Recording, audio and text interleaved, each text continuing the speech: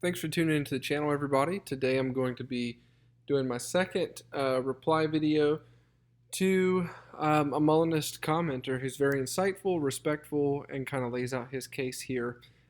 He's laid out a very sophisticated response, and I'm going to read that, and then we'll go from there. So he says, great discussion. It's rare to see someone take the time to create a 49-minute response video. Of course, that's in reference to my last response video I did to his first comment. He says, I appreciate the deep dive into these metaphysical underpinnings, but the objection rests on a classic modal scope fallacy and a misunderstanding of how a primitive agentive capacity grounds counterfactuals. He says, point one, the scope fallacy, de dicto versus de re. He says, when arguing that an agent's hexaity grounds a counterfactual truth in circumstance C, the necessity is strictly de dicto, the necessity of the consequence within the divine intellect. He says here, the hexaity Peter in circumstance C leads to A. This states that the conditional connection is invariant. However, this does not entail de re necessity, the necessity of the consequent on the agent's actual act. And then here he says the hexaity Peter in circumstance C leads to A being false. So grounding the truth value of a conditional in the divine intellect is a claim about conceptual truth, not causal determinism on the agent. Point two, he says invariant dispositions and primitive agency. An invariant dispositional connection isn't an external deterministic force acting upon Peter. What ultimately decides between A and its opposite in C is Peter's primitive agentive capacity and irreducible, uncoerced power of the self-determining agent. Peter remains libertarian and contingent, de re, because he retains the unforced capacity to choose. To choose the opposite of A, even though God externally and invariant of fact knows de dicto how Peter's power would actually be exercised. He says, point three, the divine analog and grounding, claiming that an irreducible capacity puts something into God's mind he didn't decide, conflates the divine intellect with the divine will. God doesn't passively learn a fact from the outside. He exhaustively comprehends creaturely capacities eternally within his own essence. Furthermore, demanding a prior deterministic mechanism to explain why an agent chooses A over its opposite collapses when applied to God himself. How does God freely choose to create world W over some other world? If his essence necessitated it, creation isn't a free act, leading to modal collapse. If not, it is rooted purely in primitive divine agency. If God's primitive agency can ground a free choice between A and its opposite, creaturely agency made in the Imago Dei is ontologically coherent and grounded without falling into fatalism. So that was a pretty sophisticated argument. And again, as I said, my Molinist YouTube friend has again provided a great response to my reply video to his first comment on the short I did. So this will be my second response video, this time looking at his new comments. And it really helps me to isolate the real points of disagreement between the Reformed system and that of Molinism. I've tried to make this video a little bit more organized and concise than the last one. And I don't think that he has answered the Reformed objection even in this reply, but I do think that in his latest comment, he does provide a little bit more forward motion towards the key point of disagreement we do have. I think in this comment, he's essentially moved from the hexaity grounds the counterfactual to the primitive agency grounds the counterfactual. And that's a very explicit philosophical position, but it leaves a lot of crucial grounding questions, or the crucial grounding question rather, largely intact. So let's deal with what he says about the modal scope fallacy here in point one. We'll try not to bounce back and forth too much, but let's deal with that first. So he states that my objection rests on the classic modal scope fallacy here and a misunderstanding of how a primitive agentive capacity grounds counterfactuals. So the modal scope fallacy is a formal logical error that occurs when the scope of a modal operator, such as necessity, must, or possibility, can, is illegitimately shifted or restricted within an argument. It typically happens when you move a condition of necessity from an entire conditional statement, which has a wide scope, down to just its outcome, which has a very narrow scope, turning a contingent fact into a necessary one. This might be a legitimate objection if I were arguing this. It might be legitimate if I were saying this. If it is necessarily true that Peter would choose A under C, then Peter necessarily chooses A under C. For example, necessarily, if C obtains, Peter chooses A, does not automatically entail necessarily Peter chooses A. And I agree with him. This is the classic distinction between the necessity of the consequence and the necessity of the consequent. I've gone through that distinction before on my video regarding God's decree and provisionism. Check out that video on the channel. So those two propositions, one, necessarily if C obtains, Peter chooses A, and two, necessarily Peter chooses A. The first is a necessity concerning a conditional. The second is necessity concerning the act itself. And this is precisely the sort of distinction that Reformed scholastics themselves make with the necessitas consequentii and the necessitas consequentis, or the necessity of the consequent as compared to the necessity of the consequence, the former. And then also you have to think about the Reformed scholastics talk about the sensus compositus and the sensus divisus. So you have the composite and the divided sense. So when you're thinking about statements. So my argument is not really that if the creaturely counterfactual, the CCF, is certain, Peter's act is determined. I agree that I cannot infer from the necessity of the counterfactual that Peter's actual act is necessary in itself. That would confuse the necessity of the consequence with the necessity of the consequent. But that's not my argument. My argument concerns the truth maker of the counterfactual. So let's now jump briefly to his second point, and we'll go back to the first in a moment. I'm trying to not jump around too much, but he writes, what ultimately decides between A and its opposite of A in C is Peter's primitive agentive capacity, an irreducible, uncoerced power of the self-determining agent. And I think this is actually the crucial sentence of his entire argument. He's saying Peter's primitive agency is what explains A, rather than why A, rather than the opposite or non-A occurs. But we must now ask, what is the relationship between the primitive agency and the counterfactual of creaturely freedom, the CCF? Suppose the circumstance C is that Peter is placed in that circumstance, and A is Peter denies Christ. If the Molinist claims if C, the circumstance, obtains, Peter would A, deny, and now he says Peter's primitive agency grounds that would, that creaturely counterfactual there. That is an assertion, but it doesn't necessarily answer why Peter's primitive agency grounds A rather than its opposite. There are only a few possibilities. And possibility one is that primitive agency determines A. If that is the case, then the choice isn't libertarian in the relevant sense, and I think the Molinists will reject this. Possibility two is that primitive agency does not determine A, and then Peter's primitive agency is compatible with A and its opposite, but then what makes Peter would choose A true rather than Peter would choose the opposite here, non-A? And that's precisely the grounding problem which we keep returning to. And possibility three is that the primitive agency itself simply includes the fact that Peter would choose A. And this one has made the counterfactual part of Peter's primitive constitution. But if you want to go with this option, you're basically saying that Peter is such that in C he would choose A. The question then becomes, why does Peter have that particular primitive agentive profile rather than the contrary profile?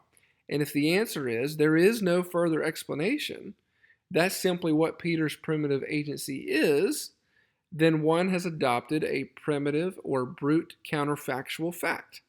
And that may be where he's actually going with this. That might be a legitimate philosophical position that one could defend, but it's not a demonstration that Molinism has escaped Turretin's objection. If Peter's primitive agency makes Peter would choose A under C true, then explain how that primitive agency grounds A rather than non-A while remaining genuinely indifferent with respect to the contrary.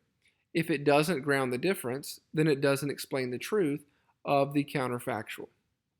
If it does ground the difference, explain why that grounding doesn't determine the act. And thirdly, just kind of an observation about his entire argument, you will notice he has repeatedly used words like primitive, irreducible, invariant, dispositional, agentive. These all pop up throughout. But none of those words by themselves really answer the grounding question. Primitive is not the same thing as grounded. Suppose my interlocutor here says that the truth that Peter would deny Christ is grounded in a primitive agentive fact about Peter. And I would simply ask in response, why is that primitive fact true? If the answer is because it's primitive, then the explanation has stopped. That's what primitive means. A philosopher is perfectly entitled to posit primitive facts, but then the Molinist needs to acknowledge that they have abandoned an explanatory account of why the counterfactual of creaturely freedom is true. The Molinist position then becomes there simply is a primitive fact about Peter such that Peter would choose A rather than non-A under C. And my objection to this would be, why should the Reformed theologian accept a realm of primitive, contingent, creaturely counterfactual facts existing prior to God's decree? And maybe, very, very possibly, my interlocutor here has adopted a brute fact Molinism or primitive fact Molinism. And that there does seem to be a position in the Molinist literature that effectively says that the counterfactuals of creaturely freedom are primitive truths. That is, there is no deeper explanation of Peter would A under C. It is simply a fact about Peter. If this is what my interlocutor is arguing for, I hope that he clarifies in the comments of this video. Are you saying that the truth of the counterfactual of creaturely freedom, the CCF, Peter under C, is a primitive contingent fact that is neither determined by God's decree nor necessitated by Peter's nature? If yes, then we finally got into the actual philosophical disagreement between us. And it may be a coherent philosophical proposal, but this is precisely the sort of extra metaphysical, notice he talks about metaphysics here, this is the sort of extra metaphysical category that the Reformed, like myself, we would deny. And my interlocutor has not shown why such a primitive contingent truth should exist or why it should be compatible with divine aseity and God's comprehensive providential determination.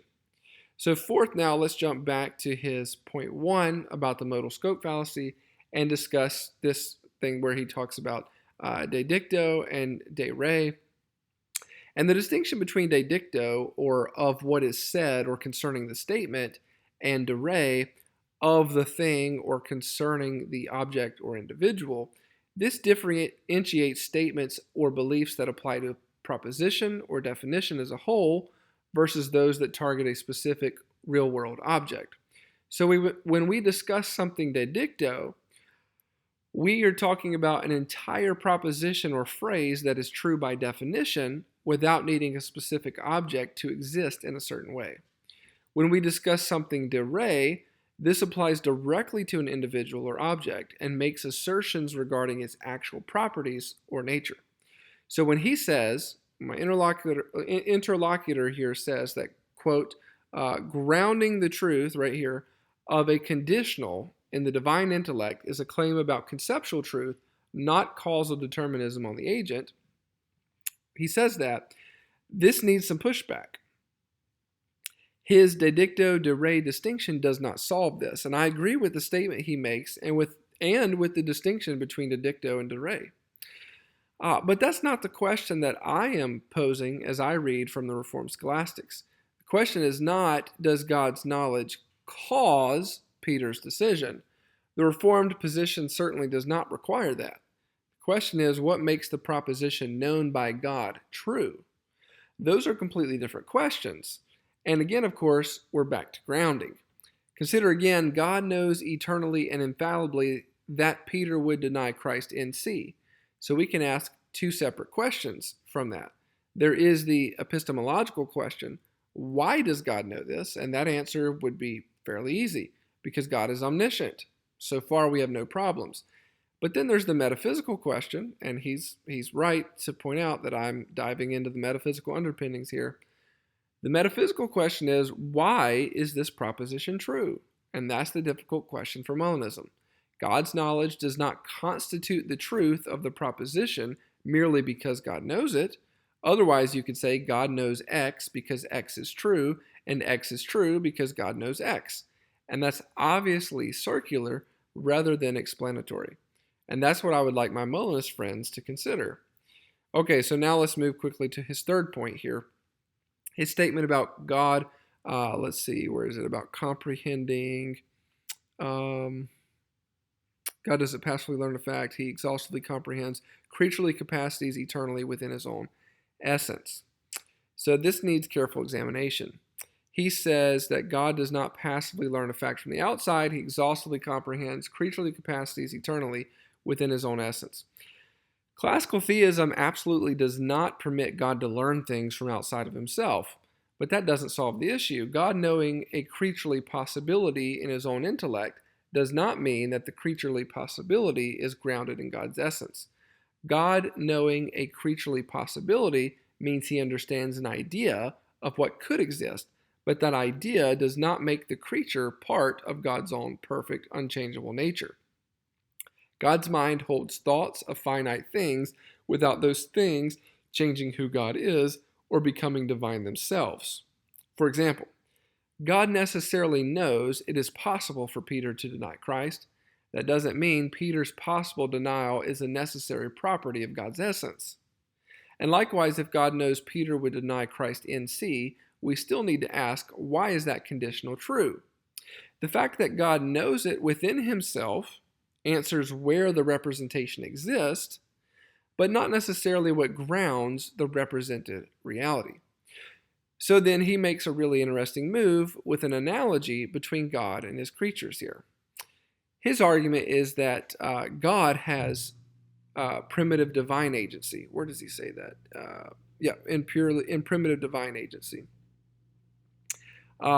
He said, therefore, creatures can have primitive divine agency. That's basically the argument he's making. That God has primitive divine agency, therefore creatures can have primitive agency. And that's not obviously successful. Because I would say as a Reformed classical theist that God is not an agent among other agents. God is actus purus. He's pure act. He's simple, necessary, and the first cause. His free act of creation is a very different metaphysical case from Peter's contingent creaturely act. And this is where the classical doctrines of divine simplicity and aseity become relevant.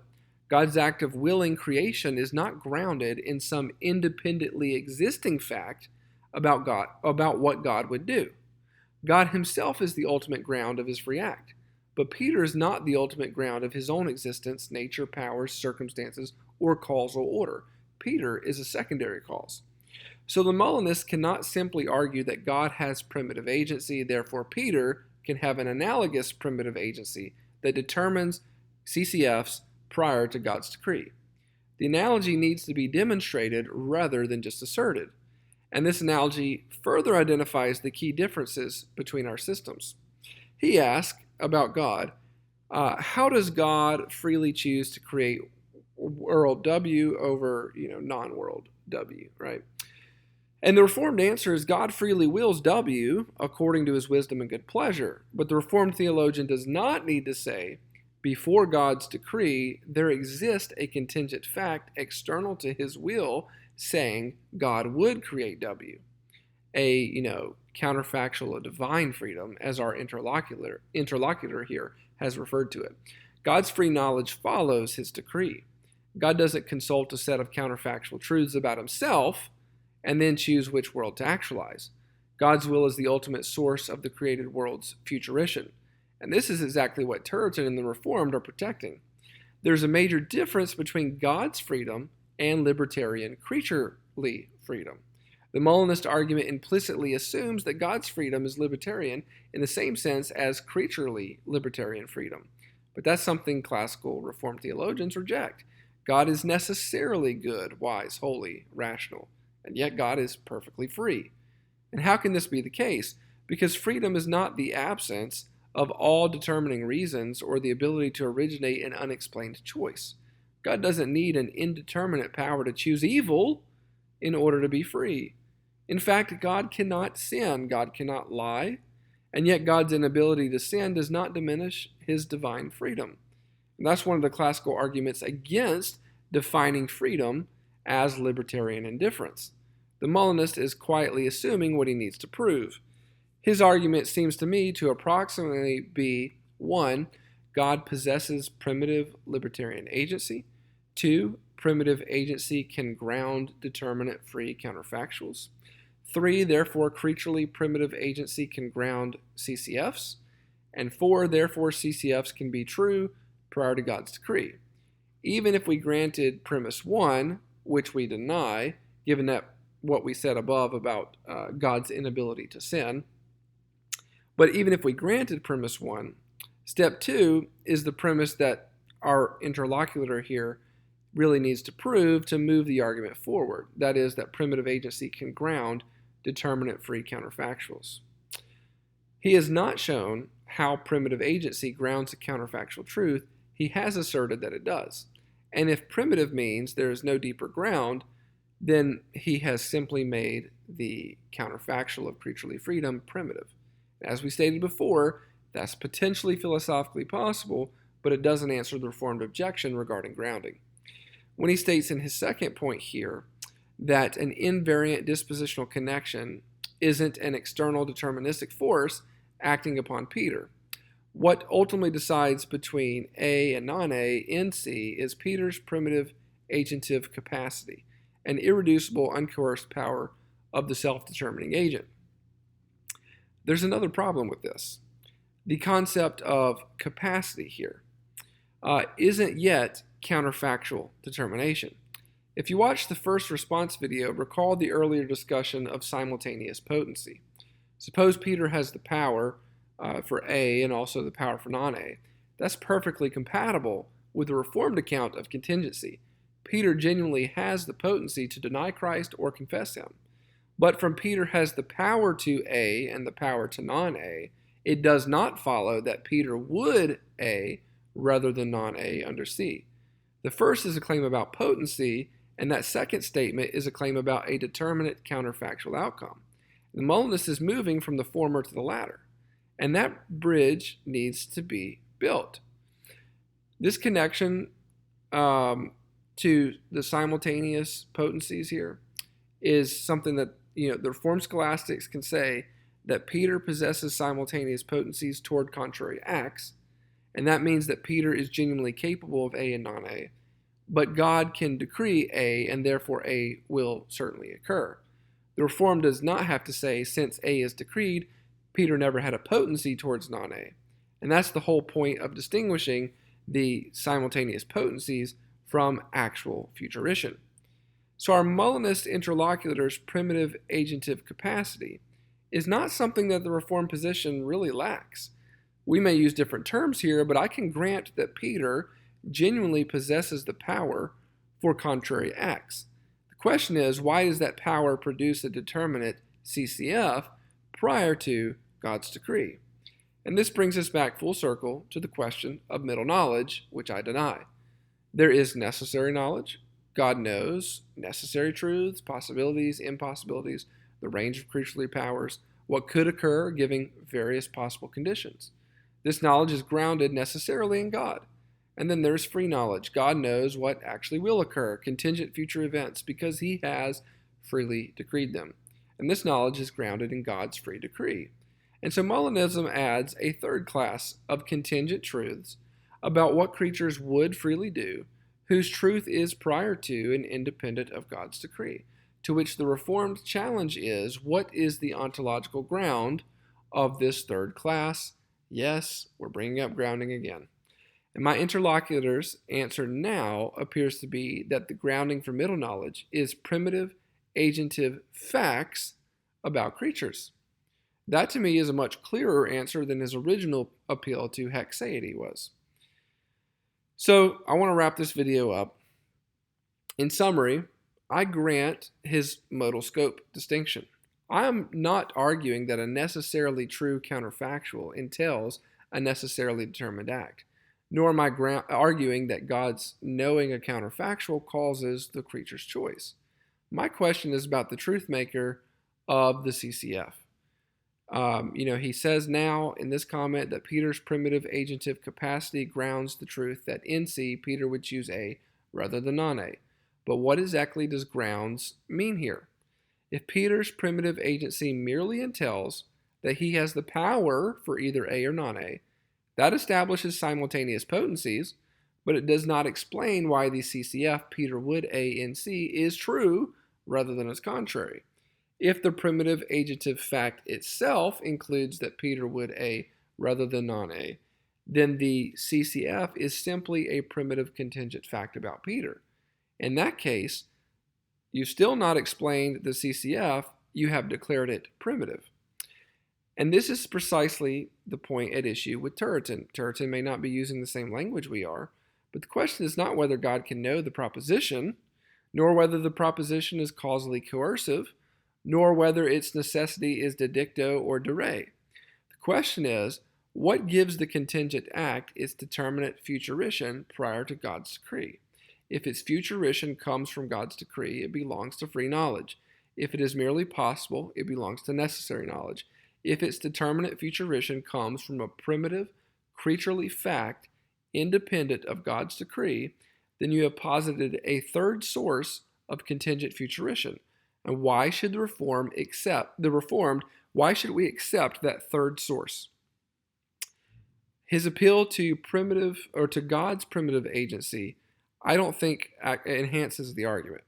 God's agency is the agency of the first cause, whose will is the ultimate ground of the created order. Peter is a secondary cause, whose existence, nature, powers, and circumstances are themselves dependent upon God, so you cannot simply infer from divine agency that a creature can possess an analogous primitive power that determines counterfactual futurition independently of God's decree. And that, I think, is where the conversation needs to go. I can grant you genuine agent causation, simultaneous powers, non-coercion, de dicto and de re distinctions, and even the account of personal identity across different worlds. But the question that the Molinist still must answer is this: why is this particular libertarian counterfactual true, rather than its contrary, prior to God's decree?